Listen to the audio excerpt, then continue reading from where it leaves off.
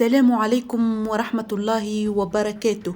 رزق الإعلامي على الشاب وزوجته ريهام علي اليوم الاثنين 27 فيفري 2023 بمولودهما الأول، والذي أطلق عليه اسم يوليوس قيصر وفق ما أعلن عنه الشاب عبر خاصية ستوري في حسابه الرسمي بموقع التواصل الاجتماعي انستغرام.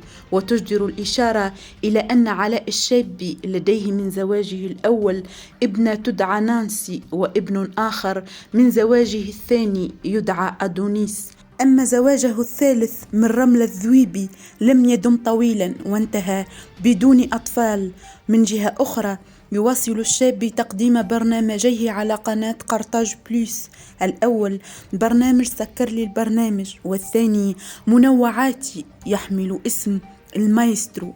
وكانت ريهام بن علي قد نشرت يوم أمس مقطع فيديو على حسابها الخاص تشارك فيه مع متابعيها تحضيراتها لاستقبال عائلتها وأصدقائها بعد الولادة. أترككم في رعاية الله وحفظه، وإلى اللقاء.